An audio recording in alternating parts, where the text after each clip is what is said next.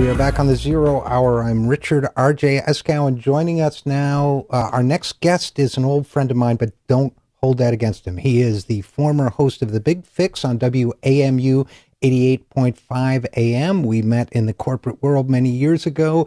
He has taught economics at Harvard. He is the author of Surviving Workplace Wellness and Why the Heck Aren't We Already Doing This Stuff?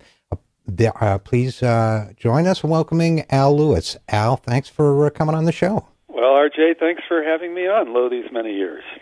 Yeah, quick, before we talk about workplace wellness, employee wellness, and why it is a scam, according to your latest piece, just quickly, we met, you are a Jeopardy veteran, as I recall. Yes, I was on Jeopardy once, years ago.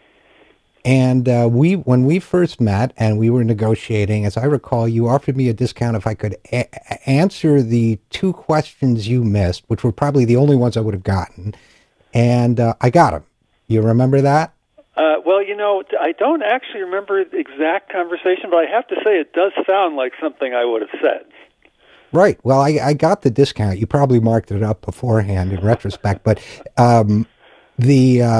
one of the questions was, what is the only country in the world named after a family?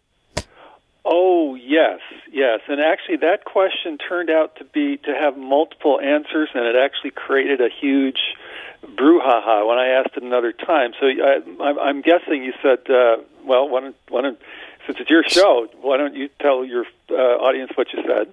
I said Saudi Arabia. Yes, and it actually turned out that there was a question about whether that was a legitimate answer, and there was a question about whether there was some other country. But if I had been Alex Trebek, you would have gotten the money for that. All right. Okay. Well, but you weren't, and I didn't. So now on to, and the other question was, I think, about the drachma, or I don't know, it was a currency of Bulgaria or something I could never answer now. But all right, on to employee wellness with Al Lewis. Now, Al, you have a long history in the field of employee wellness. You used to work in, and I think we're at one time a believer in the whole concept of what is called disease management, the idea that... Yes. And actually, if you Google, and disease management is now considered big part of wellness, and if you Google on the phrase invented disease management, you actually get me. So you would think if there were anybody out there who thought that this disease management and wellness stuff were a good idea, it would indeed be me. So you are like Dr. Frankenstein. You created a creature which you eventually had to disown. Yes, or like the guy who invented the prostate test, who thought it was this great thing that was going to save many men from prostate surgery, prostate cancer, and turned out to do exactly the opposite. And so he told people to stop using the test that he invented. Is that's not turn your head and cough, is it? No, that would be hernia. I think they still okay. do those, yeah. All right, okay. All right, so your latest piece in the Huffington Post and elsewhere, it's official employee wellness is a scam, and you point out that no provision of the Affordable Care Act enjoys more bipartisan support than the provision encouraging employers to pay or fine employees based on their health and health behaviors, a practice known as workplace wellness. Now, why? That is one of those ideas that is intuitively, it just makes sense. That employers, since employers are, once they get large enough, are self-insured for the cost of their health care, and even smaller employers may pay a penalty for it, that they would want to encourage their employees to be healthier through whatever means possible, and that it might even be cost effective to give them a little bonus for losing weight, eating healthy, quitting smoking, whatever. It's one of those ideas that I think has a bipartisan support because it sounds so logical and reasonable. But the problem, as you see it after studying the data for a long time, is what? It doesn't work? Well, it doesn't work on many dimensions. First of all, I mean, it does make a lot of intuitive. How can you argue with prevention and wellness? Turns out it's very easy to argue with prevention and wellness. It doesn't make sense on many levels. When you read the comments to that Huffington Post or other articles that have been written about it, one of the things that employees adamantly complain about is the invasion of privacy that takes place. I mean, their employers are hiring people to measure their waistlines, to ask them, they have to fill out forms telling how much they drink. I mean, everyone lies on them, obviously. It's very intrusive. But that would be okay if it actually worked, or it might be okay. But it doesn't work. First of all, it turns out, A, it's very difficult to lose weight. B, it actually turns out losing weight, it doesn't really, when you're much older, it makes a difference if you're off the charts obese. But just going from being somewhat overweight to being normal weight doesn't really save anybody any money. And, if you want to do it, great, but the idea of being fined if you can't do it is absurd. And of course, however you structure it, if people are getting bonuses for losing weight, then in effect, however they present it, there's a fine for not losing weight. I mean, right? Just mathematically, that's how it plays out. Yes, and I remember one time when my mother was visiting and my son was about 2 years old, and I said, Paul, if you eat your vegetables, you can have some dessert. And she said that I shouldn't bribe him like that. And I said, that's exactly what you used to do with us. And she said, no, I would tell you if you don't eat your vegetables, you can't have your dessert. Well, that never contradicts your mother.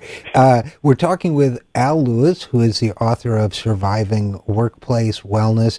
So, okay, let's talk about the intrusiveness piece of it. First of all, I guess we're getting data from any number of areas. We'll go into that in a minute about why it doesn't work and how it's become big business and so on. But let's think about it from the personal level for a second. I know one of the popular provisions used to be, I've gotten out of this line of work in the last few years, but one of the popular provisions or ways to structure this used to be, okay, you don't want to publicly embarrass an overweight employee, so you say the entire sales department is going to be measured on its ability to collectively lose weight. We'll weigh everybody and total it up, but it doesn't that really then just create, in a society that's trying to evolve past fat shaming, doesn't that really put pressure on the fat salesman that, hey, you're bringing the rest of our curve down? Are they still doing this sort of collective punishment, or?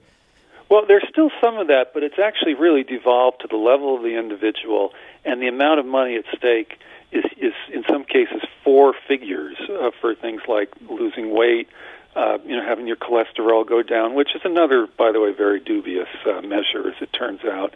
But yeah, we're back to fat shaming in a big way at this point, with no business purpose for it whatsoever.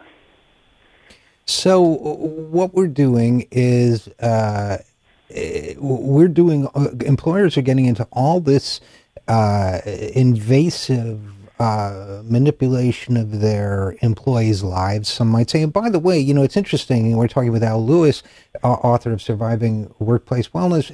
One of the things that strikes me about this whole wellness effort is that it's not happening in a historical vacuum, and I'm not saying there's a connection or there isn't, but it's happening at the same time when people are using, for example, cell phone tracking technology to monitor their location of employees at all times, when it's now been decided that it's legal to read employees' emails or to punish employees for what they may or may not say on social media in their own hours or whatever. So it seems to me to be occurring, whether coincidentally or not, in parallel with all sorts of invasions of the employer on what was traditionally the employee's personal life and personal choice. Is that, have you given that any thought? Well, I hadn't until you just mentioned it.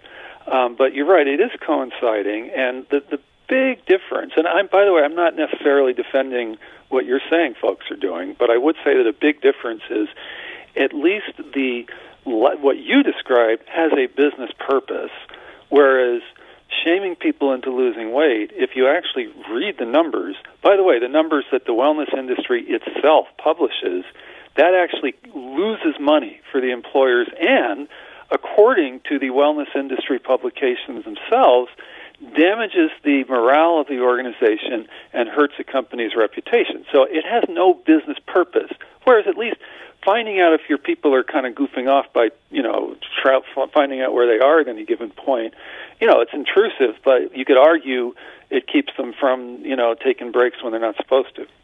Right. So your point being that whether or not that's a good or sinister practice, at least there's a business justification for it. But in the case of wellness, it really doesn't save money, according to the data. It doesn't do anything. So, but clearly people are making money at it. This is a big business. Is it fair to say it's $1 billion business at this point? Actually, at this point, in fact, someone just asked me yesterday, and so I went to look it up. No one really knows. This business is just covered in opacity every way but sideways. So you just don't know, but it appears to be in the range of $6 to $10 billion. And it's mostly going to vendors, many of whom lie, for the record. I mean, I have a whole website. In fact, the book, Surviving Workplace Wellness, we name names. We say this vendor's lying, that vendor's lying, and here's how. We haven't even gotten a threatening note from any of them yet. Well, that's fascinating. We're talking with Al Lewis, author of Surviving Workplace Wellness, and I've read what you've written on these topics, and you are very clear. You do call people liars. You do say they're lying. You say they lied in this government report or whatever it might be for this state or that state. And it's interesting that nobody has ever sued you. So it's interesting, Al. When I look at this workplace wellness industry and how it's grown over the years, it strikes me that there's, for the vendors, a happy confluence of things going on. Number one is, but I want your thoughts, obviously, number one is that the vendors are making a lot of money, but number two is that even though there's no business justification for it, and we're talking about huge corporations who would never purchase any kind of supply or service from a vendor in any other field of their business when there was no proven value to it, or when it might have even been a waste of money. These guys are tough guys otherwise, but it seems to me that what's working in behalf of this whole movement is the fact that it's a way for corporate executives to feel good about themselves, to pretend that profit seeking is altruism, and that it's all it kind of reinforces an ideology that says you can do good by doing well. I would say that that's a very accurate statement, because we haven't been able to find any other justification for this except for the sinister one, which I also believe. I believe that some large percentage of CEOs actually think they are helping their employees doing well by doing good. Some other significant percentage is essentially looking for an excuse to fine their employees, to claw back some of what they've had to contribute to the insurance premiums that they didn't used to have to pay. Now, that's interesting. I'm kind of struggling with how to articulate the next piece of it, because obviously there are a lot of spurious challenges to the Affordable Care Act, which I'm not a big fan of. You and I have talked about this privately, that, I think it's kind of a kludgy assemblage of, private sector initiatives and so on, others of which, by the way, are also dubious in my opinion, but it's what we got. It's getting people insurance coverage who didn't have it before. The Republicans have been talking about death panels and crazy ideas or crazy reasons to shoot it down. But as you pointed out in a previous column, this one area where they might legitimately criticize the Affordable Care Act is really going off into silly land. They are curiously silent. You pointed out that a couple right-wing sites like the Federalist have criticized it and so on. But other than that, it seems as if the Republicans are oddly silent on the whole issue of the pointlessness of employee wellness. Is that because it kind of suits their ideology of the private sector does it better? Is it because they're just not smart enough to figure it out and they can't understand what numbers are wrong? Have you thought about that at all? Or? Yes, it's actually worse than oddly silent. The Republicans are the ones. There's something going through the Senate right now called the Preserving Employee Wellness Programs Act, and it's 3 senators who are sponsoring the thing, and they're all Republicans.